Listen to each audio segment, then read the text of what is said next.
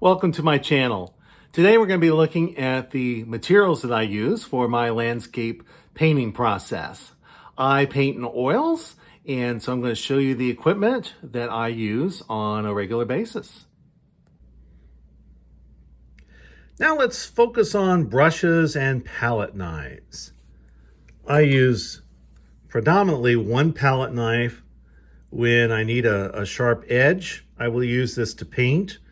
Sometimes on the last layers of paint, I may use this as well to paint with. And my favorite is this one by Liquitex. It's a freestyle palette, and it's the diamond shape. Now for the brushes, I prefer to use hog bristle brushes. These are the natural fibers. And so the particular line I'm using right now is from Princeton. It's the Ashley line, and I predominantly use flats. So this is a 6, and then I also have an 8, and then I also use a 4. So 6, 8, and 4. They also make a 2. Sometimes I have a 2 in here, but I don't today. 3 or 4 brushes that are flats, different sizes, can help. If I was painting larger canvases, you might want to go up to a 10, even 12. You want to often use the largest brush that you have first, and then work your way down in terms of size as the painting progresses. There are a few specialty brushes I really like for the detail phase of any painting to use. These are also made by Princeton, and this is the Imperial line, and this is a number 4 and a number 6 round. So a couple of rounds.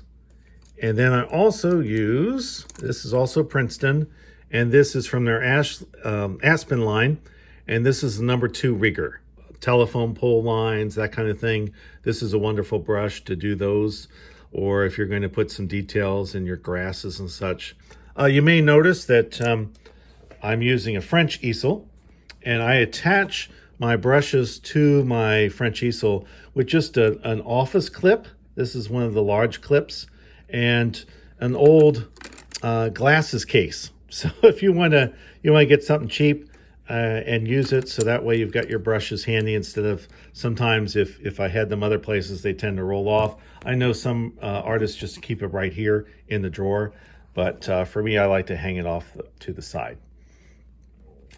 Then, in addition to those brushes and the palette knife, I also use a little canister for my Gamasol, which is my mineral spirits that I use.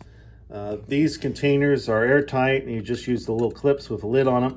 Then I've added a clip onto the front of my French easel where that can hang suspended, and that provides me with the Gamasol whenever I need it. And of course, for my palette, I use the palette that comes with the French easel, so that I line up the paint accordingly. And sometimes I will just sit it across like this and paint from the French easel. Other times I'll actually hold the easel in my hand as I paint on the painting.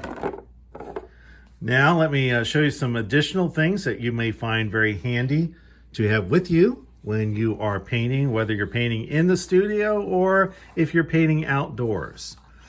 You're going to need some paper towels or some rags. These are shop towels. You can get these at any of the big box stores will have these. I find that these are thick. They don't allow for a bunch of stuff to come off. Sometimes if you use cheaper brand paper towels, you'll get some particles coming off onto your canvas, and that's never a good thing. So I've never experienced that with these towels. And so I would recommend these particular towels that you'll find in the automotive section of those big box stores, and these is the ones I would go with. And they also I find that they last a lot longer before I have to pitch a particular towel. So some people prefer some rags, and that's always a good way to go to repurpose and to reuse old t-shirts and that kind of thing as rags for oil painting that makes sense to me as well. I also use, if I have some plastic bags, I don't know what to use them for, I repurpose them so that I can put all of my towels, paper towels, and waste in that. Over here, I've just set up a few things to show you that I also will stuff into the back end of my French easel. I will take some nitrile gloves. These gloves will help protect you from getting paint all over yourself. And if you are using paints that have some metals in them, or if you're using, for example, a lead white paint or something like that, you especially want to wear gloves. If you are painting almost every day, this helps to make sure that you're not having those metals go into your skin. So there's usually not too much problem with that anymore. Most of the modern paint companies don't really have a lot of those metals in their paint anymore. But to be on the safe side, especially if you're going to be working and painting a lot, I would certainly invest in getting a box of these and using them whenever you paint. And you can pick these up at like one of the lumber stores in your community will often have these, and you can buy them in a box, and that way they're pretty economical. As far as mineral spirits, I use Gamsol, which is pretty odorless. I have never gotten sick from inhaling this. This is probably the best mineral spirits that you can get. Then once in a while I had this over here. Sometimes I will use an ivory black. I don't always carry it or put it in my French easel, but it is an option that I sometimes will use. Then as far as a varnish, once the painting is dry to the touch, Gamblin says that you are able to apply a very thin coat of the Gamvar varnish. I tend to use the gloss. They also have this in matte and satin, and you can purchase this, of course, from any art store. And I just find that this is a very good way to varnish a painting. It will also, it's easy to take and remove this from a painting.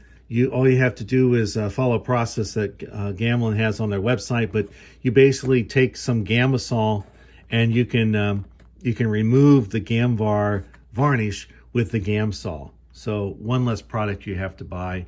You can use both of these. Then how do you carry your canvases to a painting site?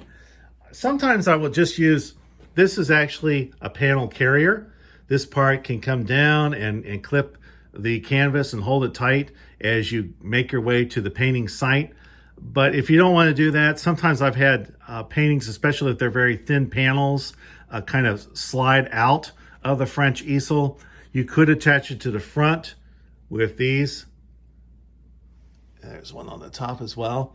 That can reduce that effect, but even then I've had a panel come out. So sometimes I will take, Raymar is a company that makes panels, painting surfaces, but they also make panel carriers. And so this is 11 by 14.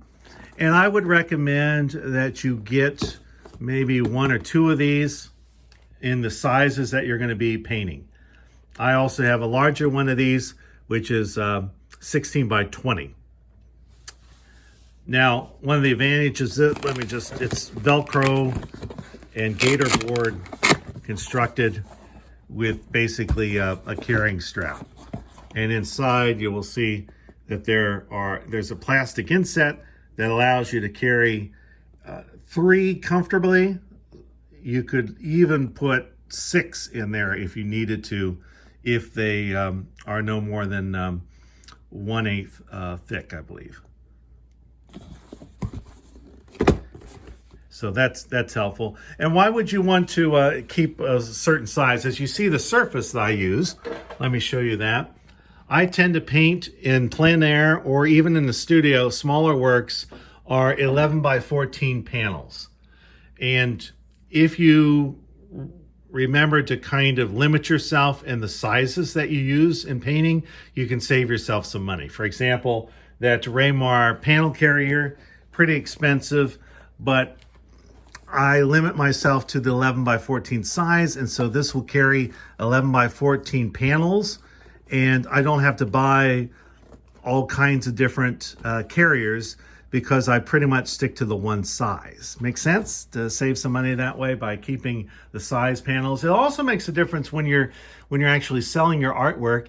You want to have a process like I do of getting your cardboard boxes or other shipping supplies. It makes it much easier if you know that most of your paintings are going to be a certain size. Then you can purchase the shipping products that you're going to be used to transport these when you sell them to also be in the same size range. So that way, every time I make a painting, I know that I've got cardboard on hand that I can create the mailing package that I will use to send out to customers. Let me take you on, okay, back to the surface, I guess. This particular company has worked out really well for me with my panels. It's U.S. Art Supply Liberty Series. I found this on Amazon. They're 100% cotton canvas. They're acrylic gesso, triple primed, medium weight, archival quality, acid-free for all media. And I've really found that these are a wonderful product. So I predominantly will use the panels, and especially you want to use panels if you're going to be doing any outdoor painting, because if you use a canvas that's stretched on the boards, the light will often shine from the back through your painting, and that's very distractive, and it's very hard to paint outdoors on a canvas like that. So you want to really paint on a board, an MDF type board or a gator board. That's also very lightweight, and that's one of the reasons why painters that are doing it outdoors like these panels, because they're so lightweight. Anytime you can find ways to reduce the weight that you're carrying out to the field, the better off you are. Even for example, these paint tubes, some painters will only take small tubes out in the field. Let me show you. These are 37 milliliters each, and the bigger tubes are 150. And so if you want to save money, always buy the bigger tubes, 150, and then when they're about half full or something, start taking those in the field with you and leave the fuller tubes in the studio, and that way you can reduce weight in your packet. Some will just buy the 37 milliliter tubes, and of course that also will reduce a lot of your weight. However, you're going to go through this paint pretty quickly, and it's more expensive to buy it in the smaller quantity. The back of this easel, I have some other paint brushes. I use some Aspen paint brushes from time to time, so they're back here. I sometimes will use a toothbrush to get a certain effect when I want to just have kind of a random pattern or something. I might use a very liquid-like wash of paint, and then be able to kind of get an effect by putting the droplets on the painting.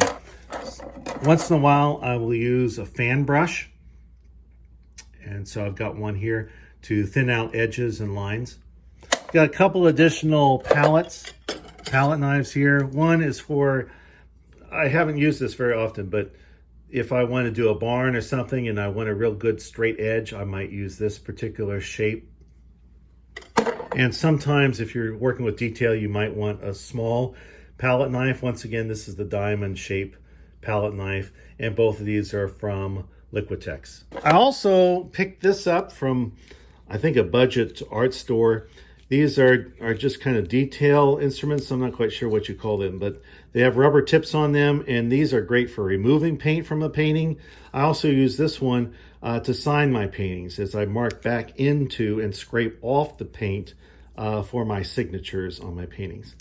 Then, some people, you may want to have one of these. This is a view catcher, and this allows you to, when you're outdoors, there are different measurements along the sides here telling you what size canvas you got. You line this up, and then you'll hold it to the field, and that way you can tell what you're going to fit into the canvas or not from the scene that you're looking at. And then there's also a hole that you can use to help judge your colors by looking at a particular color through that hole and judging it by this rather neutral gray, which is kind of a mid-tone, to tell whether the color is darker or is it lighter than this middle tone gray. The easel that I'm using is a Maybeth easel, and it is the large version. It's not the half easel. They also carry a half easel. It's tin lined. I took some of the dividers out because I just didn't feel that I really needed those. But this is a wonderful French easel. One of the reasons I picked it is that looking at other artists and their recommendations, almost everyone I talked to in every video that I saw mentioned the Maybeth easel as a really solid constructed easel. It will cost you some money. It's more expensive than most models. You want to spend at least $200 for a good easel, and so this will be around $200 or more. But notice some of the differences. For example, these wing nuts are really well constructed into the wood. They're premium parts. They're not going to rust, and they're going to hold up for a lifetime, as compared to a lot of the cheaper French easels that you'll find on the market today. The legs will slide after a while. You'll have trouble setting them up. It can make painting a real challenge. And so I would recommend that of two brands that you might get of a French easel, Maybeth would be number one, and then maybe a Julian French easel is also a good brand that you could also purchase. So those, I think that's it for the equipment that I use for painting. And I appreciate you watching, and I'll see you in the next video.